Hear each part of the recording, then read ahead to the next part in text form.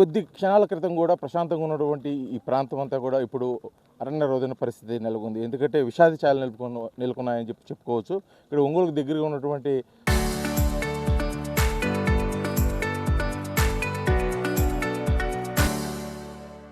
చెరుకుమ్మపాలెం గ్రామంలో ఒక్కసారిగా కూడా విషాద ఛాయలు నెలకొన్నాయి. గ్రామం మొత్తం కూడా శోక సముద్రంలో మురిగిన పరిస్థితి. దానికి ప్రధాన కారణం ఒక నలుగురు చిన్నారులు ఈత సరదా కోసం అని చెప్పేసి చెరుకుమ్మపాలెం పక్కనే ఉన్నటువంటి చిన్న కుంట్లోకి దిగి మృత్యువాతి పడిన సంఘటన అయితే ఇక్కడ మనం చూస్తూనే ఉన్నాము.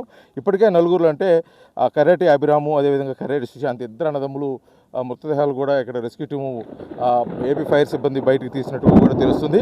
ఇక మిగిలిన ఇద్దరు చిన్నారులు అంటే పొదిలి శ్రీను, అలాగే ఎల్లా దినేష్ మృతదేహాల కోసం అయితే విస్తృతంగా గాలింపు చర్యలు అయితే చేపడుతుంది మన విజువల్స్లో చూస్తున్న విధంగా. కాకపోతే అసలు ఈ చిన్నారులు అంటే ఇప్పుడైతే వర్షం పడుతుంది. గత ఒక గంట క్రితం అయితే ఇక్కడంతా కూడా తీవ్రమైన ఎండ ఉన్న నేపథ్యంలో ఆ సేద తీరడం కోసం కూడా అంటే ఈత సరదా కోసం ఇక్కడికి వచ్చినారు. కాకపోతే ఇక్కడ లోతు, అదేవిధంగా ఇక్కడ ఉన్న పరిస్థితులు వారికి తెలియక ఒక్కసారిగా కూడా లోతట్టు ప్రాంతంలో పడిపోవడం కూడా ఒకసారి వాళ్ళు నలుగురు కూడా మృత్యువాత పడినట్టు కూడా తెలుస్తుంది. ఇక్కడికి స్థానికంగా ఉన్నటువంటి వారు కొంతమంది గమనించి అంటే పిల్లల యొక్క చెప్పులు బట్టలు గమనించి వారు ఇక్కడ ఈతకు దిగి ఉన్నారు, వారు మిస్ అయ్యారని ఒక ఉద్దేశంతో కూడా ఒకసారి గాలింపు చర్యలు చేపట్టిన నేపథ్యంలో పోలీసులు అదేవిధంగా ఫైర్ సిబ్బంది ఈ ప్రాంతానికి వచ్చారు. అదేవిధంగా వారు కుటుంబ సభ్యులు కూడా ఈ ప్రాంతానికి వచ్చి వారైతే తమ ఆవేదన వ్యక్తం చేస్తున్న పరిస్థితి ఇక్కడ కనిపిస్తూ ఉంది. కాకపోతే జరిగిన సంఘటనలు అసలు ఎలా జరిగింది ఏంటి అనేది మటుకు పోలీసులు విచారణ చేస్తున్నారు. ఈ జరిగిన సంఘటన నేపథ్యంలో కూడా ఒకసారిగా కూడా ఈ ప్రాంతం అంతా శోక సముద్రంలో మునిగిపోయిన పరిస్థితి. ఈ నలుగురు మృతదేహాలు, ఇరువురు మృతదేహాలు అయితే ఇప్పటికే ఫైర్ సిబ్బంది బయట తీస్తున్న ఇరువురు కూడా అన్నదమ్ములు కావటం, వారైతే పరిస్థితి అర్థం కాని పరిస్థితిలో ఉంది. ఈ మిగిలిన ఇరువురు కోసం కూడా పోలీసులు అదేవిధంగా ఫైర్ సిబ్బంది ఎదురు చేస్తున్న పరిస్థితి ఉన్న పరిస్థితి. ఇక్కడ అసలు ఏం జరుగుతుంది ఏంటి అనేది కూడా ఇక్కడ స్థానికంగా నగర డిఎస్పీ రాయపాటి శ్రీనివాస్ గారు దగ్గరుండి పర్యవేక్షిస్తున్న పరిస్థితి మనం చూస్తున్నాం. అసలు ఏం జరిగింది ఏంటిది సార్, అసలు ఏం జరిగింది సంఘటన అంటే ఈ మొత్తానికైతే కూడా విచారణ అయితే కొనసాగుతున్న పరిస్థితి.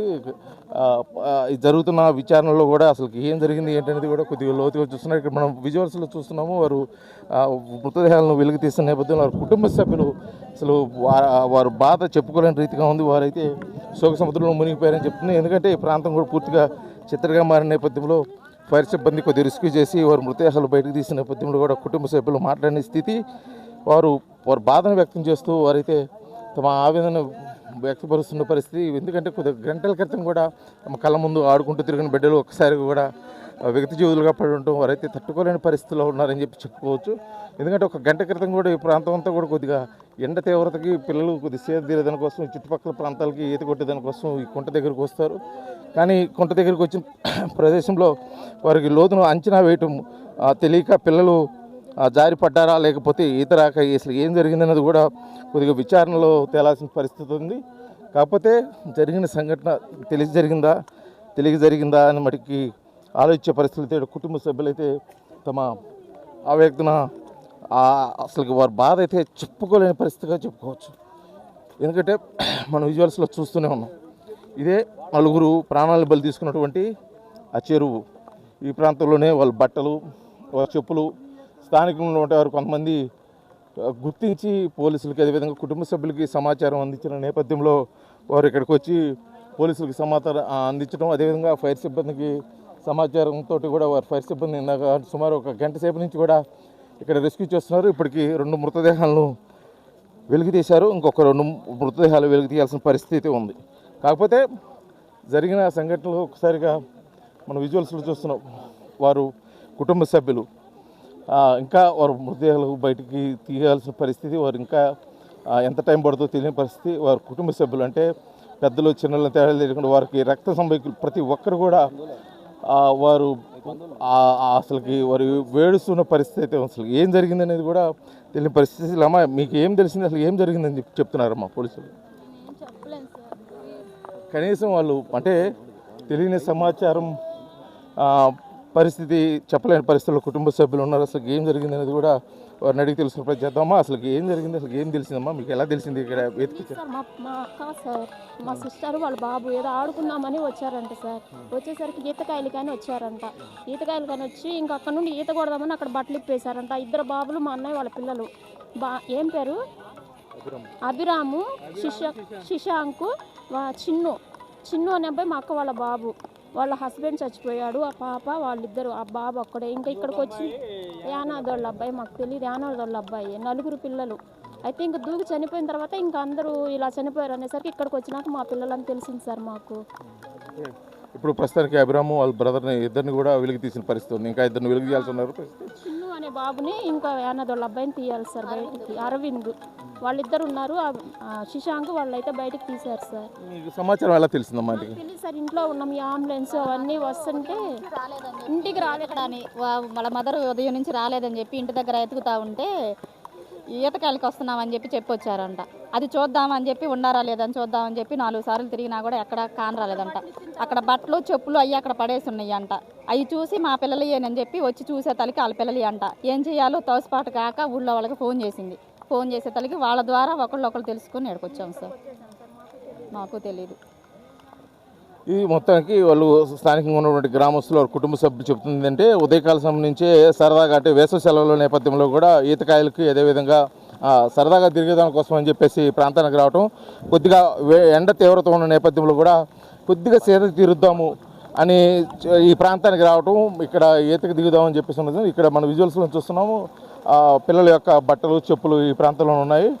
వాళ్ళు ఉదయకాలం నుంచి బయటికి వెళ్ళిపోవటం, అక్కడి నుంచి వారి ఇంటికి రాకపోవడంతో కూడా వాళ్ళు ఈతకాయలకాడ వచ్చి గుట్టల్లో పడ్డారయ్యా. అయ్యా గుట్ట గొప్ప చెప్పామయ్యా. 13 సంవత్సరాలేమోనయ్యా. కాలిరిగి అమ్మాయి ఉందయ్యా, ఏం కొడుకే. అయ్యా ఏం మాట్లాడేవయ్యా, మాట్లాడి బిడ్డ నాడు తీసుకొస్తారయ్యో. మొత్తానికి వాళ్ళకి వారు కనీసం ఇక్కడ పడుతున్న వర్షానికి వారిని కాపాడేందుకు కోసం మన ఆర్టీసీ ద్వారా కూడా చేతన సాయంగా వాళ్ళకి గొడుగు ఇవ్వటం, తల్లిదండ్రులు అయితే కనీసం మాట్లాడలేక స్పృహ పడిపోయే పరిస్థితి, కనీసం మాట్లాడేదానికి కూడా వీలైన పరిస్థితులు వారు ఏడిపే ఇదిగా ఉన్నారు. కానీ కనీసం సమాధానం చెప్పుకున్న పరిస్థితుల్లో లో నుంచి మాట్లాడలేని పరిస్థితిలో ఉందో, ఏం చేయాలో ఏంటో అర్థం కాని పరిస్థితిలో వాళ్ళు ఉన్నారు. ఇదైతే జరిగిన సంఘటన మొత్తం మీద చూసుకున్నట్టయితే అధికారులు జరిగిన సంఘటన మీద విచారణ చేస్తున్నారు. అట్ ది సేమ్ టైం వారు మృతదేహాలు వెలుగు తీసి విచారణ చేపట్టే ప్రక్రియ కూడా స్టార్ట్ చేశారని చెప్పుకోవచ్చు. అయితే కుటుంబ సభ్యులు మాకైతే తెలియదు, ఉదయం అనగా ఈతకాయల కోసం ఈతకాయల సరదా వాళ్ళ ప్రాణాలని గుంటగప్పుకి ఇచ్చేసామని చెప్పేసి వారు బాధనైతే వ్యక్తం చేస్తున్న పరిస్థితి. గతంలో ఎప్పుడన్నా ఇట్లా ఈతకు రావటం కానీ రారయ్యా, ఈ గుట్టలు ఎరగరయ్యా, ఈ గుట్టల కల్లి అసలు రారయ్యా. ఎట్టొచ్చారోనయ్యా మాకు తెలియదయ్యా. ఒక పిల్లాడేనయ్యా, మా అక్కయ్య మన వాళ్ళు 2 పిల్లలయ్యా. అయ్యో బండించి నిన్నేనయ్యా వచ్చిందబ్బా. అమ్మమ్మ గారి ఇళ్ళకి పోయి ఆ పిల్లలయ్యా. ఈ గుట్టలకి ఎందుకు వచ్చారు మాకు తెలియదు. అయ్యో గుడ్డలు ఇప్పి దూకారంటారయ్యా, ఈతలు కానీ దూకారయ్యో. వాళ్ళకి అసలు ఈతలు కూడా చేత కాదయ్యా. అయ్యో అయ్యా అధికారులు ఏం చెబుతున్నారమ్మా? అధికారులు ఏం చెబుతున్నారు? మాకు తెలియదు అయ్యా. మేము మా షాపులో మేము ఉన్నామయ్యా. అధికారులు ఏం చెబుతారు? తీస్తున్నారు, ఎతికి అయ్యా, ఎతికి తీస్తున్నారు. అయితే జరిగిన సంఘటన మీద కుటుంబ సభ్యులు తమ ఆవేదన బాధను వ్యక్తం చేస్తున్నారు.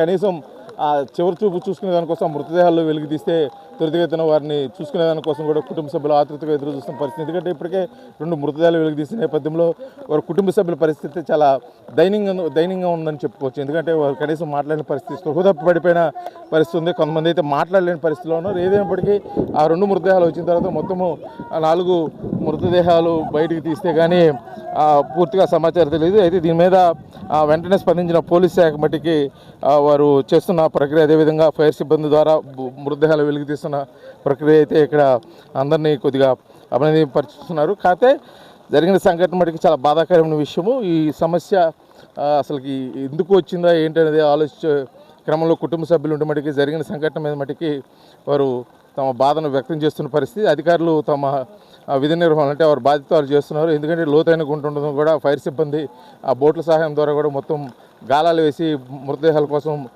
ఎదురు తీస్తున్న పరిస్థితి. మొత్తానికి ఈ జరిగిన సంఘటన మీద ఎలా జరుగుతుంది ఏంటి, ఎలా జరిగింది ఏంటి, ఫర్దర్ ఇంకా ఏ విధంగా ఉండబోతుంది అనేది కూడా మరి కొంతసేపు ఆగితే కానీ ఇక్కడ పూర్తి వివరాలు తెలియని పరిస్థితి అయితే ఇక్కడ చెరువు కుంపాలం నుంచి అయితే కనిపిస్తున్న పరిస్థితి ఇక్కడ కనిపిస్తుంది. వీడియో జర్నలిస్ట్ లక్ష్మితో శ్రీనివాస్, RTV, చెరువు కుంపాలం, ప్రకాశం జిల్లా.